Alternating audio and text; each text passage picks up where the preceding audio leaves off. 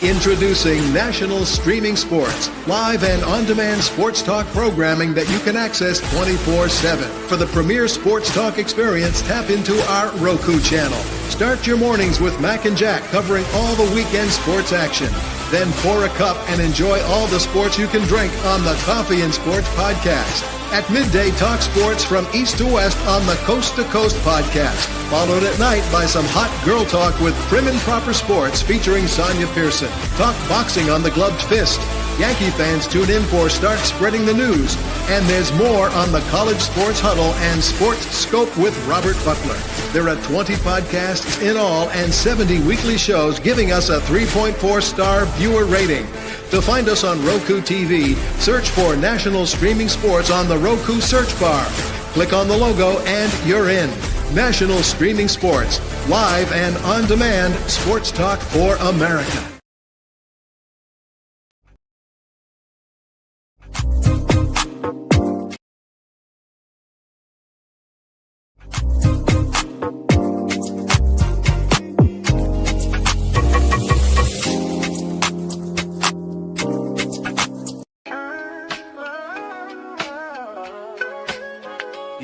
Yo, it's game time, ain't no messing around. Huddle Sports Network, the best in town. From NFL rumors to the latest trends, we got all your sports, just tune in, my friends. Catch us on Roku, Fire Stick, take your pick. Facebook, YouTube, where the action's slick. Daily shows that drop like a bomb. From 10 to 11, it's Ken and Ken, stay calm. Huddle up, catch the vibe, feel the rush. Get your news, get your fills in the clutch. Over 27 podcasts, we breaking it down. Join the team, Huddle Sports, wear the crown. Live every weekday, it's how we roll. Lions Talk with Jeremy B, we taking a stroll. From 11 to 12, don't miss a beat. We break down the game, make the info sweet. The Daily Huddle Podcast, noon to 1. CST Zone, we're just having fun. Toss your doubts, we bring the facts. Tune into the Huddle. Good morning and welcome to the Sunday Morning Sports Show. Good morning to all the gentlemen on the platform today. Jack, James, Brian, Keith, excuse me. I'm doing actual names today. And happy Father's Day to the panel. And happy Father's Day to all of our audience. Good morning, guys. Happy Father's Day and good morning. Good morning. Good morning. Good morning, everyone. Hope everybody's doing great. Of course, you guys send Keith those stars. He's on like day 75, I think, for the countdown, and the stars help him out there. 73. 73. I'm 2 days off. So 73, guys. 73. All right, guys. So today there's a sabbatical with the NBA, but they will be kicking off again tomorrow night, Pacers and Thunder. First of all, let's start out. Is this a shocker that we are having such a competitive series? A little bit. I mean, it's a little bit surprising to me, at least, because I thought the Thunder would make short work of the Pacers. But if the Thunder do what I expect them and win the next two, then it wouldn't be a shock, and it would only be a mild surprise that it went to 6 games. It wouldn't be a big deal. The Pacers did let a golden opportunity, slip away. They can still win the series. Don't get me wrong. I'm not completely discounting them. But that was the opportunity. If they went up 3-1, they would have had an absolute stranglehold on things, and it would have been a desperate situation for OKC. And I was thinking before Game 4 that if OKC, I don't know what everyone thinks, doesn't win this series, all this talk about them having a future mini dynasty going on a run that they're going to win maybe 3-4 titles. Would they win any championships? If they're not good enough to win it this year, what would make them good enough to win it going forward? I'll fire the coach, obviously. That's what you do in these situations. This guy can't get him over the top. I say that.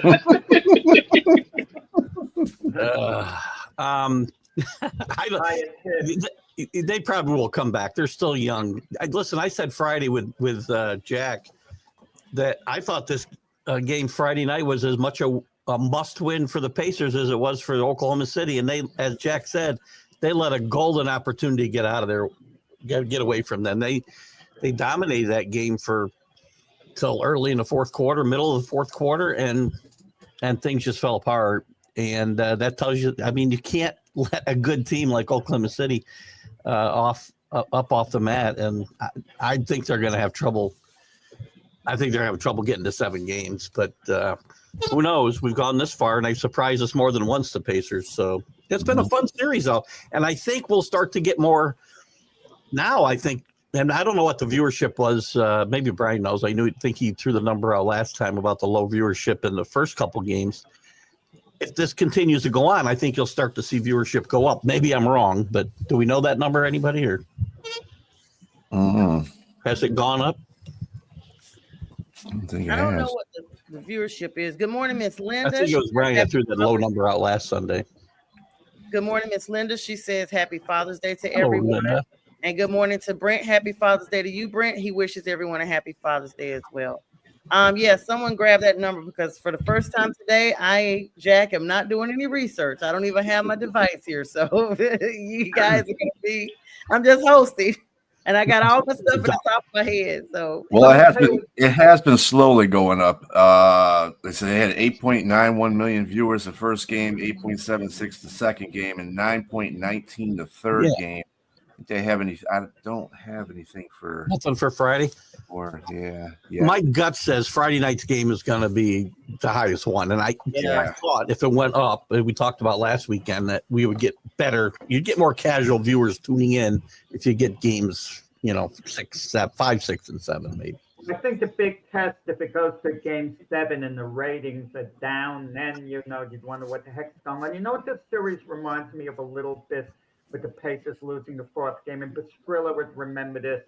About 20 years ago or so, when the Nets played the Pistons, the Nets were up 3-2, and they had game 6 at home, and they just let that game get away. And you knew once they got to game 7, the Pistons were going to just roll over the Nets, and they did. Yeah, that game, I remember that game too, Jack. It's like you can never basically bank on a game being so-called in the bag. I mean, James, wouldn't you agree? It's kind of like this game, this series actually has gone either way for a while. I mean, I know you predicted early on, and it looks like it may be true. What are your thoughts? Because you said 7 games here. I'm not surprised. You asked, are we surprised? I'm not surprised because I think everybody is underestimating Indiana. Indiana has really good coaching. They have a good bench. They play similar styles to what OKC is playing. Don't get me wrong. OKC likely, I think, has the edge of being the better team, but I really like Indiana. I like their chances. There's a chance to win in 7. I just don't. I predicted OKC will win in 7, but it's going to go 7. I just don't see this. But I agree with Jack. They had a golden opportunity Friday night. They had the game at hand, and they let it slip through their fingers. And whoever wins the 4th game, whoever won Friday night, is my prediction, or most people's prediction, to win the series. Because, 3-1 is really hard to come back if Indiana wins that game. It's hard to come back from a 3-1 deficit. But going up, Indiana is just a stronger team, and they have the advantage, the home court advantage now going back home. And then, at least to go 7. A stronger team. You just said Indiana. Yeah. My apologies. Yes, OKC. Yes, I stand corrected. Definitely OKC for sure. And James, you're right about the bench, but I felt like the Indiana bench let them down in the second half, especially in the 4th quarter. They had a great first half. I feel like they had 25, 26, 27, 28 points in the first half, and they didn't, maybe 10 more in the second half. They did not step up the way they did in the previous game, I thought, late in that game. And there was one play, which I couldn't understand the commentary team. Obi Toppin commits what seemed to me to be a flagrant foul. Yeah. I didn't want to hear he was going for the ball when Caruso's going up for layup. He gave him like a shoulder block. And the commentators are calling it a basketball play, and they're surprised that it was called a flagrant foul. Well, the officials got it right. And the NBA players are so good. If you don't call a strict game, they can get away with so much. They could hit someone with an elbow and make it look like they're going for the ball. And in my imagination this season, isn't there supposed to be a flopping rule? I can't believe all these guys who are going down. Boxers who get hit hard don't go down as much as NBA players. Make it like soccer. Give them. What do they give them in soccer? Don't you get a yellow card or something for a flop? Yeah, I mean, come on. They keep hitting the deck and putting on an act like they're hurt, and then they bounce right up after the official makes the call. Good morning, Rick, and happy Father's Day to you. And everyone coming in. Thank you so much, Jack. That is hilarious that you would say that, because we have seen players oversell. We see LeBron do it a lot. I mean, he is the guru, the He's the king of flop. Of it. Yes, he is. He coined flopping in games. He's been, we've seen it in NFL. Sorry, Keith. We've seen Tom Brady do it. Come on, stop. Yeah. Thrill's a Detroit guy. So he could comment I don't on know the about bad flopping in boy the Pistons. How would LeBron have adjusted to the bad boy Pistons with Bill Laimbeer clotheslining him? How would he have responded? Half these guys couldn't play back in the 80s for sure. I can tell you right now. I gotta cut that. If these guys were born in that time, they'd be no different than anybody else. Well, Let's just say if LeBron James was born during that time and played during that time, at his size and his athleticism, he'd be dominant. Let's just get that out of the way. B. Striller, what do you think? I mean, if they were trying to play today's game in the 80s, that's all I meant. Yes, I agree with that. Okay, fine. Yes. B. Striller, what are your thoughts? Because the bad boys, that's your squad. Yeah, I'm not even going to that time. I'm gonna concentrate on today's basketball and what's allowed in it. That's the problem right there. You're allowed to flop and LeBron is a king at doing that, but there's a lot of other players in the NBA that do that. Kind of like your boy in the Knicks, he does a lot of that too. As long as he can, he draws a lot of. He's a what do you call it? A foul baiter. That's a new term now that they have hate fouling and stuff like that. And SGA does it too. SGA does it as well. Yeah. A lot of players in the league, as long as you're allowed to do this stuff, they've had examples. As long as you're allowed to do this in the NBA, it's just part of the game, and you just got to roll with it. And people get frustrated about it, but until somebody calls them on it, that's the way it's going to roll. 100%. You mentioned. Oh, I'm sorry, Sonia. No, it's okay. I was going to say, Jack, I'll answer your question. Because I used to follow the Pistons. I actually like the bad boys. I loved them during that era. I love the way they played aggressively. I've watched a lot of their games, probably most of if not all of them. Me and my dad, we watched them. That was the one team, them and the Bulls, that I watched a lot growing up. And I don't think that LeBron could be the LeBron he is today if he played in that era. Not saying that he was born in this era and plays in that era, but if he's born in today's era, like what we see now, and say he's transformed in time and did not grow up in that era, I think they will lay him absolutely out. I mean, he won't have to beg for one call whatsoever because they'll be giving it to him, because Bill Laimbeer was absolutely vicious. Well, good thing for LeBron, he doesn't own a DeLorean that goes back in time, because he can't go back in time and do that. There's no way to do it. Well, the question was still posed. I'm going to answer it. We know he's not at that time, Jet Train. You keep saying that. But Jack, we still want to ask it. People want to know the dude begs for bags. He begs for files. He begs for everything. He could not survive. That's my final theory, Jack, on that. He couldn't survive playing that type of ball. This is the same dude that went to 8 straight finals. So I disagree. I digress, and I respectfully disagree with that.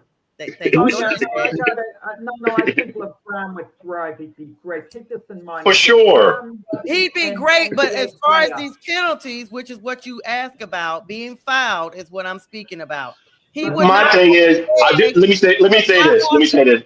LeBron would do the same thing that Jordan did. They would make LeBron rules. They would make LeBron rules just like they made Jordan rules. He would not have to overact and lay out because he would be really getting the business, is what I'm They saying. would make Jordan rules, just like they made Jordan rules, they would make LeBron rules. If you the face of the league, they're going to change those rules He's not up. even the face of the league now, though. So let's- that, But he was for a long time. But see, the problem this is with all professional sports, though. This is the century of no defense. right. So you're getting rid of a lot of defense in a lot of these sports, and baseball, even hockey has a little bit of variation of getting rid of defense. It's just it's a time of offense, and people want to see all these leagues are promoting. Oh, they want to see offense. They're going to put butts in the seats seeing offense. Man, give me a good defensive game. That'll keep me in my seat. 100%. Yep. And I agree with all of you. I agree in that regarding defense, but that's not what put butts in seats. The purists, like I think you mentioned to Nate about something in the feed about purists. That's just what it is. There's not a lot of purists out there. It's just most people want to see fun. They don't want to see in football. They don't want to see a 6-3 game. Nobody. That's the most boringest game to the average fan. Not to us. You like to see defensive plays. You get somebody's head knocked in, but that's not going to happen anymore. Those days are gone. Getting back to the news with the NBA, like Stone, you were mentioning with the ratings down, but the bigger talk in the NBA at this moment is Kevin Durant. I mean, he seems to be more in the NBA news than the finals itself. Yeah. Where's Kevin Durant going to go to? Now, he has a no trade, and he's talking about a couple of teams he'll go to, but you got to believe Phoenix is going to take the best offer. I mean, if I'm the Phoenix Suns, do I take a gamble and just trade him to the Pelicans? If he has to agree to it, I doubt if he would.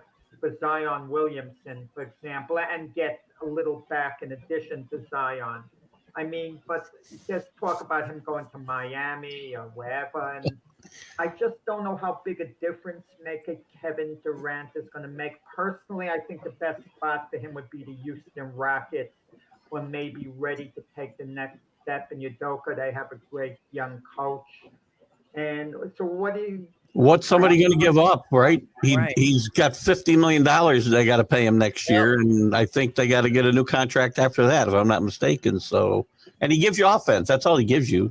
Well, not great offense still at times. He's still a great player at times, but only on offense. Yeah, they're gonna have to give up quite a bit. I mean, $50 million is nothing to sneeze at. I mean, and I don't want to say he's long in the tooth, but Kevin Durant's been on a few teams now. And once you start seeing players matriculate through the league like they're on the schedule. Like, look at his roster, his teams he's played for is starting to look like an NBA schedule. Like he's going to every team. And so when you start looking at it like that, you're like, hold on, what are we really going to get if we give up something for Kevin Durant? Like you said, you're going to get an offensive player. He's got to be able to bring something beyond just that. I don't mean he has to be the most solid defense, but at least play, astutely enough to be able to hang in the game if they need you defensively. And a good team can you really afford to give up key pieces to your rotation to bring in Kevin Durant at this point? I'm not doing that. Yeah, I agree. What you're saying, everyone's saying about Kevin Durant is true. He's just long in the tooth. I'm not saying that he's not good offensively, that he can't, but look, you have to look at the pattern. He's been going to multiple teams, and no one has gotten a championship out of that except Golden State. Wait. No, that's a false narrative, because we could break it down, James, team by team. OKC went to the finals for the first time and only time in their history with the Durant-Westbrook combo. Now we know Durant's clearly a better player than Westbrook. He was probably more responsible. I just want to say, and then he went to Golden State. They won a couple of titles. Back that up a little bit. They did go to the Western Conference Finals, and they were up 3-1 against Golden State. And they had a debacle and allowed Golden State to go to their first championship. With him and Westbrook still binded together. And then he went to the team that beat them. The same team that beat them in the Western Conference Final. He went and joined that team. Before that, he took OKC to the finals for the only time in history. That's what I mean. I For sure. Found him being a winner. And when we was with Brooklyn, they would have beaten the Milwaukee Bucks. And the Bucks won the title that year, but Kyrie Irving and James Harden were out. They were injured, and they came very close to beating the Bucks. Had Irving and Harden not been injured, at least one of them, the Nets probably win, and there's an excellent chance they win the NBA title. They're like an inch away from winning that game because his foot was on a 3-point line in the biggest game in that series. That was horrible. Yep. But at this juncture of his career, he's not at his peak anymore. But what are you going like? What do you give up for him? Do you give up your assets? Especially, I agree. The best option would be Houston, which you said, Jack. I agree with that. But again, they're going to have to get some stuff up to get him, and then you got to pay him a hefty a price, which I don't think that's a big deal in that regard, because they have a lot of young players, but they eventually going to be paying some of those players. But I just don't think that. I don't know if it's worth it to trade for Kevin Durant at this point in his career, what you're getting from it in return. If he was a free agent and, and he was willing, he can't be a leading role, right? And maybe even coming off the bench for offense, and he's willing to do that. That's a different story. But taking on $50 million and giving up a lot of assets is not going to be something. Guys, the deals that could be made, Minnesota's one of the teams he wants to go to. If you're the Timberwolves, Storley, and Phoenix calls you and they want Rudy Gobert and Dom DiVincenzo, you send the 2 for 1 for Durant, because you're giving up, Gobert's contract as well, and he's getting good money for Durant. So that's kind of close. They're not just taking those players. They're going to take some draft capital too. Right. They're going to take some draft capital. Yeah. Yeah. Jay Trey. Hold on, Jack. Hold on 1 second. Jay Trey, what's in that? What's in your drink today? Because what time did you wake up? You know what? Never mind. I know what time J Train woke up, because I got up this morning at 5 something and I couldn't sleep. And I had sent him something on Instagram and he had liked it like 20 minutes earlier. So J Train been up with the Roosters before the Roosters this morning. So he's like, yeah, everything he's like, or like, I'm like, dude, I'm still trying to wake up. So yeah, I've been up, man. So I'm with the Roosters crowing. So yeah, that's me. He's over there with the Roosters. Y'all get up, Roosters, come on. Yeah, I think we all had a pretty good early morning, because I think I woke up about the same time you did, about 5 o'clock. Well, so no, yesterday I met with because we talk sports. This is kind of sports related. I met with the trainer yesterday at the gym, and you got to get your fitness. Jack, you work out. We talked about this a little bit Saturday, and so I'm gonna actually meet with him, because yesterday was a month that I've been going to the gym, and the scale won't budge. Now, people have said I look different, and I can see the difference a little bit, but I don't know, maybe because I've been bulking up more protein. I've been like adding a lot of protein to everything. But I need the scale to move. I'm a numbers person. And so he was telling me the importance of sleep. And you guys know, when you got your mind, you can't turn your mind off at night sometimes. And then everybody knows last year I started law school. That's a beast, literally. Like, I'm glad to be able to do it. But I was functioning on 2 or 3 hours a night. And he was like, the reason why your scale is not moving, no matter what you do, if you're not sleeping like at all. And so he told me he wanted me to start, getting 7 or 8 hours of sleep. So last night I went to bed at like 11:30. That's early for me. I tried to go down a little bit earlier, but I couldn't. But y'all, I couldn't stay asleep. I woke up at 3. I woke up at 5. I woke up at 7. And I'm like, and I don't know, any pointers? You guys sports? Yes, now you know why I don't want to be on those chain text messages. All you keep. No, it wasn't that, Jack. I didn't text him. I got one thing to say. You have to put your phone down, because your brain is being trained. I'm just saying, the light, everything is being trained. If that's the last thing you do before you go to sleep, it's going to be hard to go to sleep, because you're seeing the. You're seeing the. What? Michael Jordan never slept. I'm gonna. He's not human. He never slept. Yeah, but Michael Jordan did sleep in his 20. Jack, you got it wrong. He didn't sleep in his 20s. We're in our 50s. Mhm. My 20s, right. It didn't bother me in my 20s at all. We're in our 50s. I'm 30s. really excited now. I'm in my 50s. I'm excited. Yes. Right. I don't know, but I think I like Time that. travel's Jason. real. So it's the last thing you do. And because it's time, as my grandma used to say, it's time to wake up when you start having crazy dreams. And the James last is thing right. I dreamed when I James went is right, though. he Sonia, is. 1 hour before you go to sleep, you should turn off all your devices before you go to Oh, sleep. That One includes hour? TV. That includes TV. Yes, absolutely. Yeah. Oh, I had Parks and Recreation on because it's like a no, I like that or The Office. That helps me go to sleep at night. The light is telling you it's time to stay awake. It's telling your brain that it's time to be up When you and stay turn the awake. brightness down, I have the brightness turned down. Let me tell you guys, I hate when I travel and the TVs in the hotel rooms, you can't adjust the brightness and stuff. That really irritates me because that brightness will keep me up. But my TV at home, I turn it down and stuff. But I know, Jack, I'm gonna have to get with you on your bedtime schedule. Not at 6:30, okay? I'm Not right after supper, but I'm sure the listeners would be more interested in my bedtime schedule than us talking sports. This sounds like the Stream of Consciousness show today, actually. This is awesome. oh my gosh. Thanks, guys, for letting me do that. I had to plug that in. I mean, on the big show, they talk about stuff that's life, sometimes. And so since J Train was so hyped up, I just wanted to know what his regimen was because I'm not there yet. A good thing to do is read an hour before you go to bed, too. That's what I do. Yeah. Rick Problem said is, he it's on a learned from Kindle. Problem is, it's on a Kindle, so I still got my device on. So Yeah, well, you guys know I just got rebaptized, so I'll start reading the Bible. My grandfather was a minister, and he used to tell people at the church that if you give people the Bible, they'll go to sleep right away. But if you give them a book on how to make love, they'll be up all night taking notes. So, my granddad. what happened? What happened? I'll start reading. Yeah, guys. So I mean, I gotta definitely get that on. But J Train, thanks for the energy this morning. I seriously need it.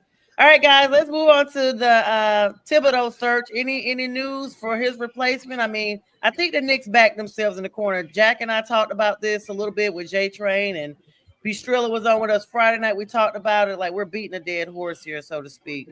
They're definitely back in the corner. They're back to square one, and this is probably going to be like a very intensive search now for guys that don't have jobs, hopefully.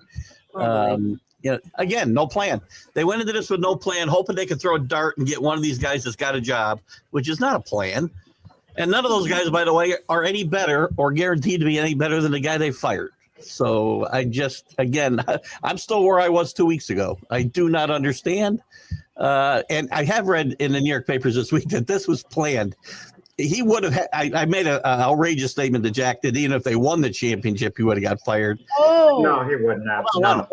The only thing that could have saved him probably was winning the championship because they had decided about a month ago they were firing him. I don't know. If they made the finals, it would have been super difficult to fire him. Same way with Joe Girardi when he got fired as Yankee manager. He came one game away from going to the World Series. Once you go there, it becomes very, very difficult. The point James made yesterday, I'm curious with Sam Cassell, to be an assistant in the NBA for a couple of decades, was a good one. high-profile NBA player. There's no baggage that we've heard about. Why can't he get interviews? I can understand, at least if he got interviews and he comes a little short of getting a head coaching job, I can understand that at least. But we see certain coaches getting recycled. He's not even up for consideration. Mark Jackson, I understand the situation. He's got baggage from Golden State. Big baggage, more than we probably even realized. But Sam Cassell, good image and all. I don't understand it. I got to run, but I don't know what show it was on, but the only assistant I'm going to get behind them hiring is Sam Cassell. That's it. Yeah. I'm not getting behind anybody else. You heard it first. You guys join Keith Engel on Stream of Consciousness. He's about to hop on over there like these bunny right now. Have a great Father's Day, Keith. Thanks for always joining us. You two guys enjoy the day. See you. Have a good one, Keith. Everybody. All right, got him up out of here before he could get himself out of here. I pride myself on hitting that remove button. Thanks, Keith, for joining us. Yeah, I mean, Jack, Jack and James and Bistrilla. I think Jack proposed something that was kind of wild, but it does kind of make you think. What if Bistrilla, you weren't on here with us, but J Train was, because we talked about this a little bit Saturday. But you were on the show in the comments, so I want to get your audible comments today. What are your thoughts, if the Knicks were to go back and say, you know what, we got this wrong? Tom, will you come back? You're making the assumption that he's going to want to come back. Mm-hmm. I mean, Jack, I know you have affection for the whole situation that Tibbs, I want to, I'm a coach. I want to coach a basketball team. But at the same time, do you really want to go back to that frustration that you were dealing with the Knicks in the first place and had to go through that whole situation that you think you're going to get fired? You're going to be on pins and needles. Your entire coaching time if they hire him back. And I don't think that's anything comfortable for any coach out there that wants, it's just a bad situation. New York knew they screwed up. I try to have this argument with he wasn't looking at it. He said, I'm glad they got rid of Thibs, but whatever. Whatever the case. You don't have a plan. You didn't do anything. You didn't do anything to hire a coach that's either his same or better than him. You didn't have a plan in place. Now you got to get some high school coach to coach your team because nobody's letting you talk to any of the coaches in the NBA. So Trilla, it goes on in life all the time. Sonia, was having fun talking about it, another topic before, which I enjoyed. But it's like, let's say a man leaves a woman leaves a man. That's exactly what I was going to bring up. They come back and they beg, take me back, basically. Listen, you feel Tibbs out behind closed doors. Would he be willing to come back? If Tibbs says that they really want me back, I'm receptive to it. I have to sit down and go over things. And you meet and have a heart-to-heart talk. And he can't be on a short leash if he came back. Absolutely not. They have to make it very clear that he's going to be the coach, beyond this season. They have to give him a full ringing endorsement that way, saying, look, we had a miscommunication. We maybe acted too emotionally. The Knicks front office and owner is going to have to take a little bit of a hit, but we're going to leave Tibbs alone. We were wrong. We apologize. Well, kind of cut your losses. Apologize. We handled it all the wrong way. We didn't realize, to that extent. Listen, let me ask you all this. If Nico Harris didn't have a chance to do it all over again, would he have traded Luka? Because after he did it, he said, I didn't realize the uproar, over, what I did. That the fan base would go crazy the way they did. Would they do it if given a chance all over again? And in the case of Tibbs, if the Knicks could do it all over again without anyone knowing what they did, snap their fingers, go back in time, would they fire Tibbs? That's a better question. I don't think they would at this point. I think they do. I think they do. I think they stick by what they're gonna. I'm sorry, B. I think they stick by what they've done thus far, because this is just the organization. That's just what they do. You don't drop someone that has given you stripes that has skins on the wall. That's giving you something that you hadn't had in over 2 decades. It doesn't matter what's going on. You fix that. Whatever the issues are, you fix it, because right now you're winning. Winning is supposed to cure all. You win. To me, winning for them is where they got this. They weren't supposed to get to the Eastern Conference Finals, but they got there. They just peaked. They peaked, but they could figure out something else to do. But there was no, and I agree with what Keith said. There was no plan in place, because if there was a plan in place, somebody be hired right now. They will be there. You're not starting your interview process. You be there.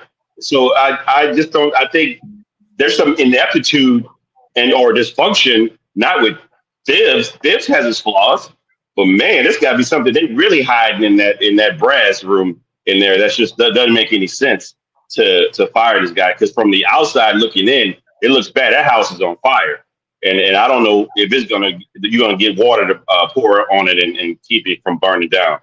There wasn't a unanimous decision about his firing, that's for sure. And if it was early on, and then someone had a change of heart after they saw how they were advancing, and they were like, well, hey, let's think about this way. And I guarantee you, just like you said, J Train, something is awry amongst the management there. Somebody's not part of the cohesiveness. Somebody's on the side right now, probably still talking to Tom, saying, hey, I'm so sorry this happened. This is not what I personally wanted, but you know how it is. It's part of the business. And like Jack said, that was the exact example I was going to give. It's like being in a relationship and you decide to go your separate ways, and somebody decides, okay, I've made a change. I'm sorry for what I did. You come back. In the back of your mind, even though they tell you, you forgive and you move on, you never forget. You never forget. So you don't know if especially early on. Now, over some time, maybe it kind of wanes a little bit, but you never forget, especially if you had a public breakup. If you're one of these celebrities or people that have a lot of people that know you and your breakup is everybody knows about it, now everybody's in your business. Now you got to look at people like somebody out there is still going to be mad if you go back. Like, why did they go back? That's the same thing with Tom Thibodeau. If he goes back, then some people are going to say he looks like an idiot because they publicly fired him. That's why I told you guys, Jack and James, if he were to come back, if it were me, I'd make the Knicks get on the mic and call a live press conference. And I'd make sure all the major sports outlets were there so that this thing got eradicated, and the Knicks are the ones that looked like they had eggs on their face. Well, they would have to, they'd also have to extend Tibbs, give him an extra year, an extension on top of it. I mean, it would be an ugly thing, but look at their options at this point. Who realistically is there available for them to hire would be an upgrade from Tibbs? I mean, I guess the closest would be, and he wouldn't be an upgrade, he'd be maybe on a par with Tibbs, would be Mike Brown. But Mike Brown doesn't excite anyone. I mean, he's a good coach. He had success in Sacramento and Cleveland to a degree. As a good assistant at Golden State as well. But there's nothing exciting about Mike Brown. He's flat out boring. Okay? I mean, then you could also mention Mike Malone, but he's not on their radar. Clearly not. No, Mike Malone's personality walked into Denver. But to your point, Sonia, it's becoming apparent to me this is a James Dolan move. Their owner never meets with the media. Their GM, Leon Rose, never meets with the media. So there's no one to talk to the media about this. They just come out with statements.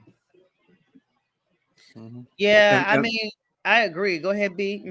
Sorry. But Brent said, though, at least the Pistons had a plan when they got rid of Rick Carlisle, because as soon as they got rid of Rick Carlisle, Larry Brown was on a podium. So it's a plan that New York didn't have at the time. I'm not understanding it. I mean, even if they get Coach Brown, I mean, is he any better than Tibbs? I mean, if you're gonna let go of a guy that took you to the Eastern Conference Finals, has been taking you to the playoffs, what, three years in a row, basically, and you've done that. Are you going to find a coach out there that is equal to that task or better? Yeah, that's the whole point. And they've done. I will say to speak on that. When Golden State got rid of Mark Jackson, Steve Kerr was a relatively unknown. He was assistant coach, but he had some championship pedigree with Pop, right? Wasn't he assistant with Pop with San Antonio? Yeah. So there was some there. So you pick someone from a championship pedigree organization, and hopefully you do better. But he still was a relatively unknown as a head coach because he had never been a head coach. Look, if you want to satisfy your fan base, there's still guys out there who the Knicks fans would accept in a hire. You could go back to Jeff Van Gundy, and the Knicks fans would be good with that because they have a good feeling. You could hire Mark Jackson even, and the Knicks fans would be okay with that, okay, as well. They didn't reach out to Dan Hurley, which is interesting. I thought they maybe go all out to get him in the beginning. But there are guys out there that your fan base would be satisfied with. But it appears at this point, I mean, I mean, Mike Brown, it looks like to me he's going to get the job now, and he's not a bad hire. He's actually a good coach. But they couldn't have a plan, Bastrilli. You want to know why? Because you can't sniff around for a new coach while Thibodeau is still the coach. You had to fire him first. You can't start asking around the league. I mean, that would be stabbing the guy in the back if you did that. And it That would get be out that worse he was than about just to be firing fired him. too. Yeah, you Well, first I have to think fire him and then look. the unique situation that Larry Brown was in, he was a college coach at the time. He wasn't even in the NBA. So I guess that worked out good for the Pistons. But I mean, still, you got to have a plan. If you're going to get rid of a coach, you got to have a focus of a plan. You don't have to go out there and talk to coaches. You could find out what coaches, are on a hot seat or ones that are let go and just go through an interview process in that way, or find a college coach that you think that will take New York over that something. You got to have some type of plan if you do this kind of thing. This guy has got you to the playoffs, something that the Knicks haven't been doing this century. Well, So I mean, I don't understand. Sonia's going to like this example because we were giving it too. It's like the most handsome guy walking into a club figuring, I'm going to meet someone. I'm the best looking guy. That's the Knicks job, the best looking job in the NBA. And all of a sudden, he can't meet anyone. He's getting rejected by everybody. That's what's kind of happening to the Knicks. So now he's maybe lowering his standards. You know who he's going to meet. I can identify with that. I get rejected. I don't have any prospects, Jack, and people always ask why I'm single. And I'm a nice person. I don't know what's wrong. Go to the club, Sonia, I know. I don't go to clubs. Might go out there and shatter a pelvis or something. Who knows? I mean, I agree wholeheartedly.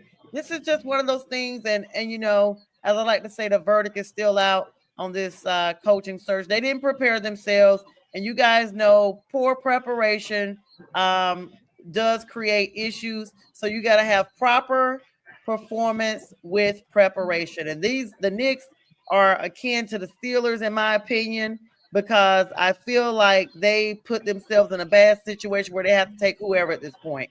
Good morning to you, Rochelle. She says happy Father's Day to everyone. Rochelle, thanks for joining us. Let's switch gears. Got some breaking news here. Now, everybody on this panel knows we've talked about Shamar Stewart walking away from the Bengals camp. Well, looks like the San Francisco 49ers may be calling Jack, Bistrilla, and James. Sports Illustrated reported last night that the 49ers, when they were on the clock, it came down between Mikael Williams and Shamar Stewart. And, of course, they went with Williams. Well, it looks like they may be in the works to be able to make both happen. What are y'all's thoughts? Of course, no numbers been talked right now, but Shamar is not present at the Bengals camp. This according to Sports Illustrated. I don't understand, everyone. The Bengals, that was their first round draft pick at number 17, I believe, Shamar Stewart. What can they get back in return? They're not going to trade him for a second round draft pick, are they? I mean, that's taking a hit because of language in the contract. That's a fiasco if they did that. I can understand they get the Niners first round pick next year and take a chance that it could even be better. But I don't understand how the deal can actually be made.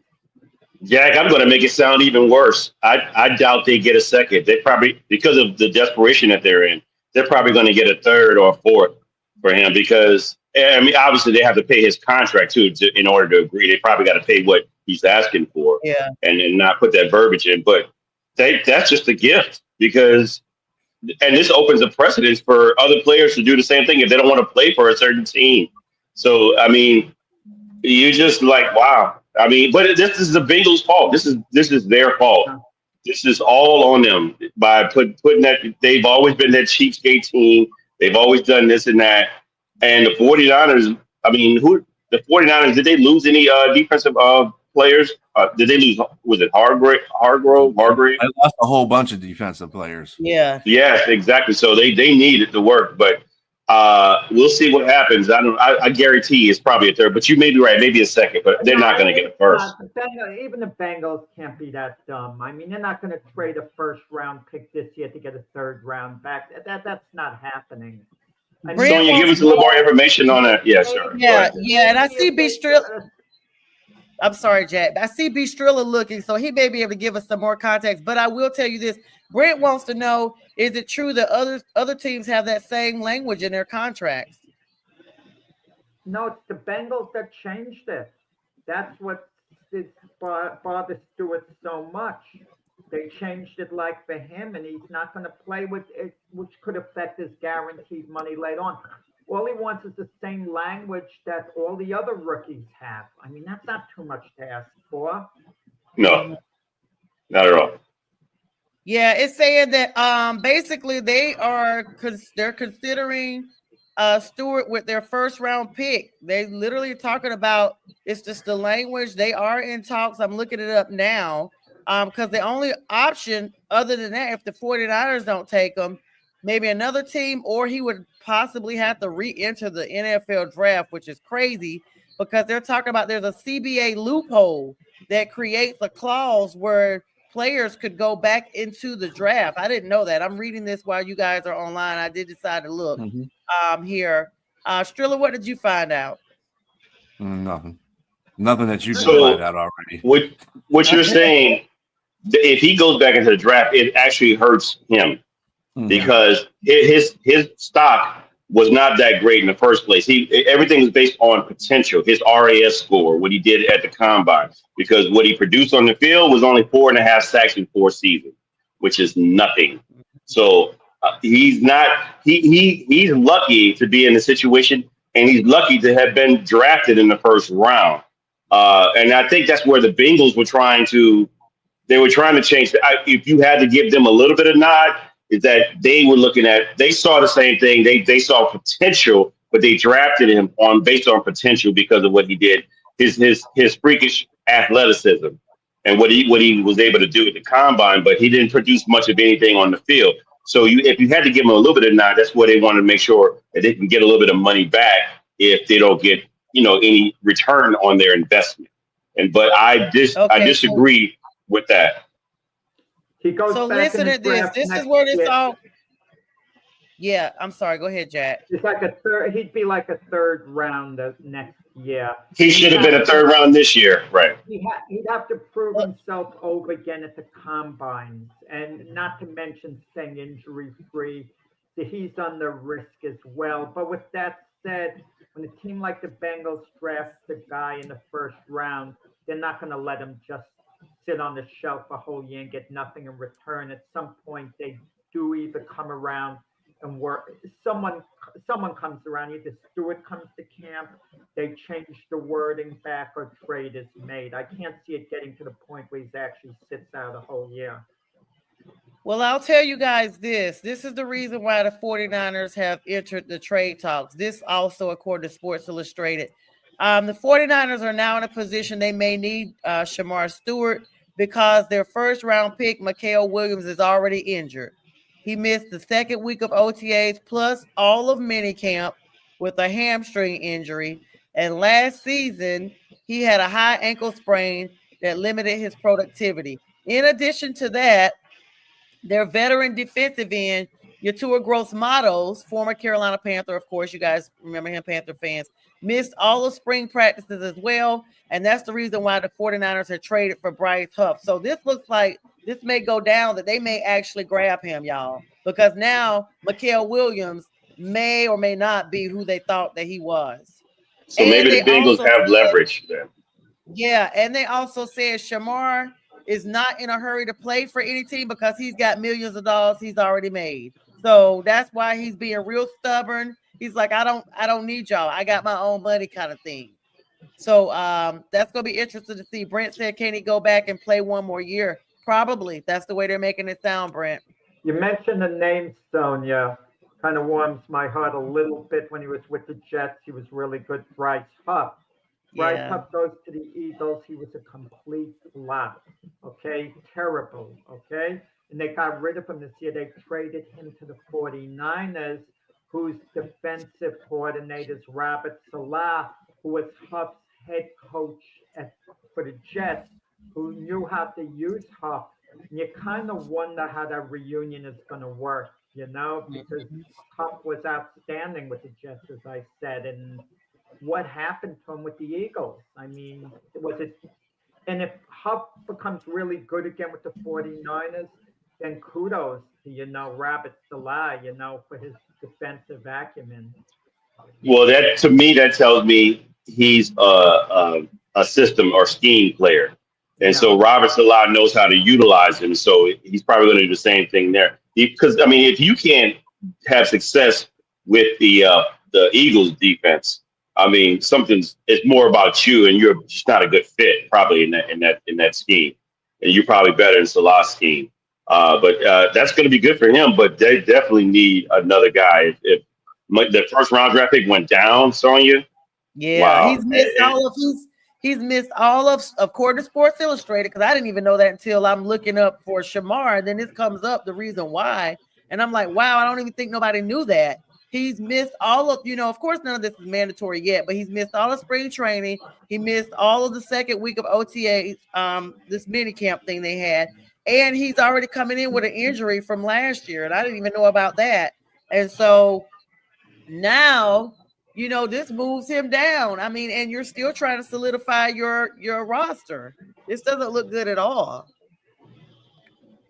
Yeah, there's a whole thing about San Francisco in general. Just to go on with that, is that they got a lot of income. It's got them winning that division. I just don't see it. You don't have any defense.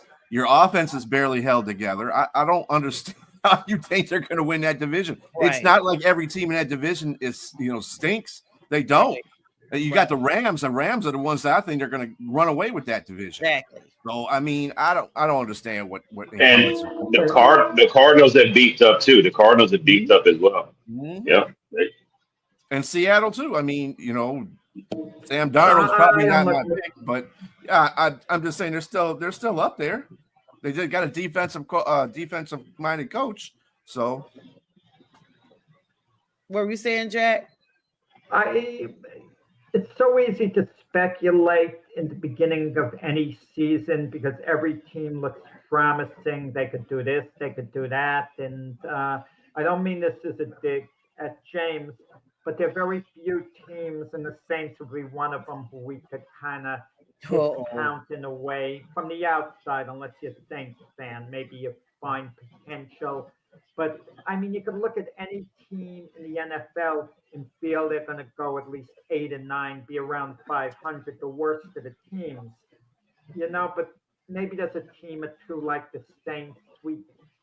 8 and 9 would be a little bit of a stretch. And I don't mean it as a dig for you, James. I know I give you a dig. Let me say this.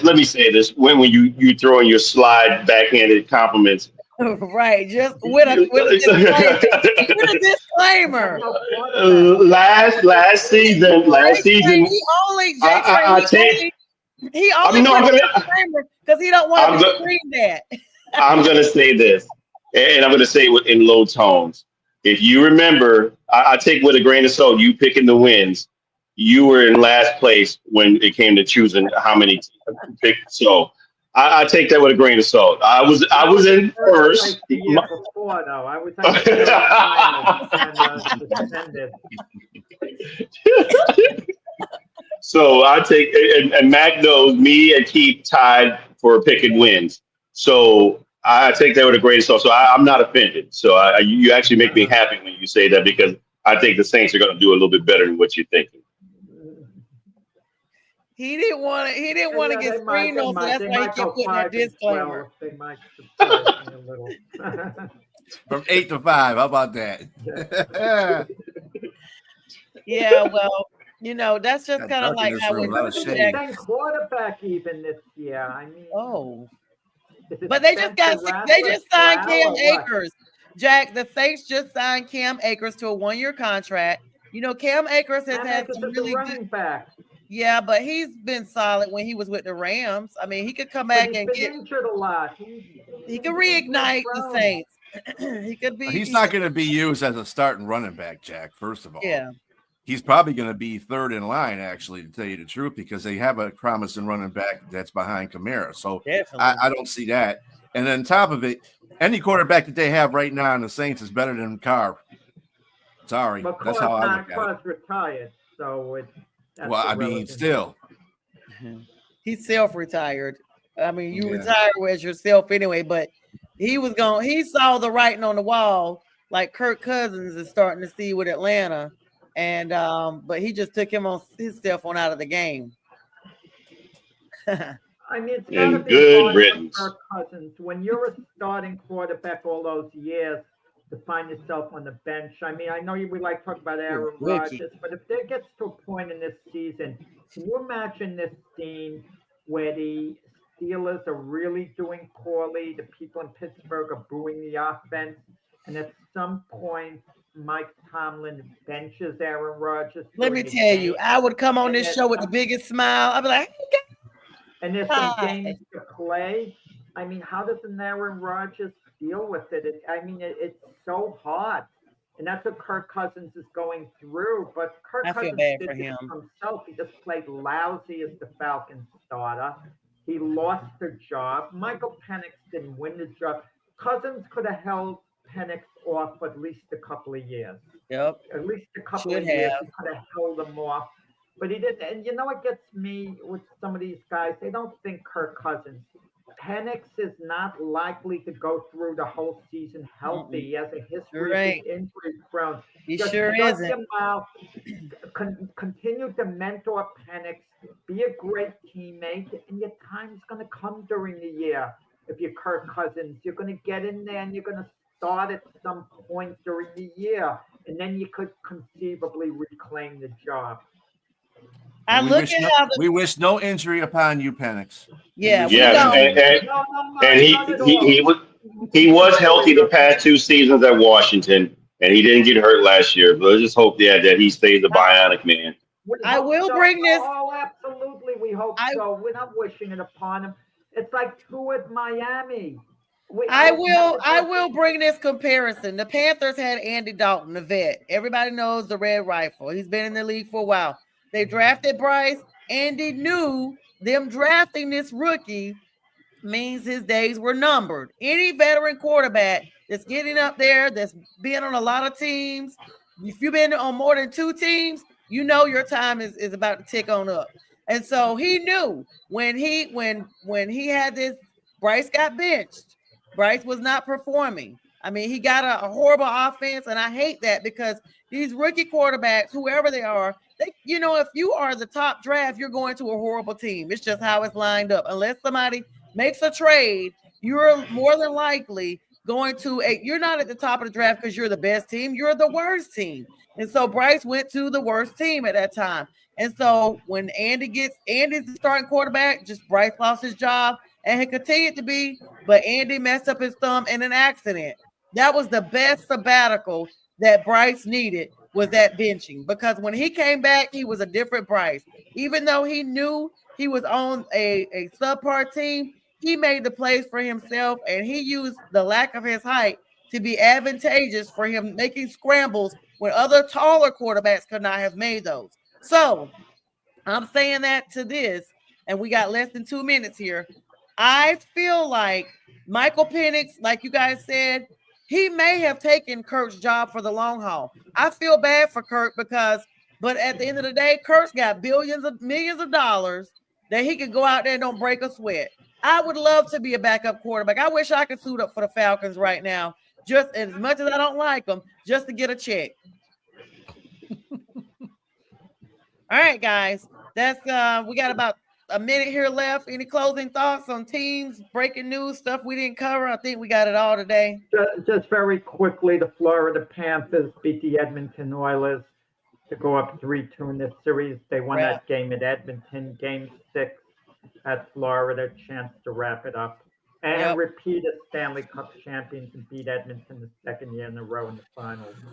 And in the UFL championship yesterday, the DC Defenders defeated the Michigan Panthers 58-34. It wasn't even that close, to tell you the truth. These Panthers are getting after halftime. I was like, God, you guys come in here and just laid an egg. Oh my God. These Panthers are getting declawed. They're getting declawed left and right. Every Panther except the Carolina Panthers. I hope everyone has a great Father's Day. I'm joined Mac. Yes, he's definitely with us. Mac, happy first Father's Day in heaven. Join Jack and myself tomorrow morning for the Mac and Jack show. Guys, great show as always. Thank everybody for the likes, loves, and shares. And with that, we bid you guys all a good day. Join us at 4. Oh, join us at 4 for the 1A Cheat Show.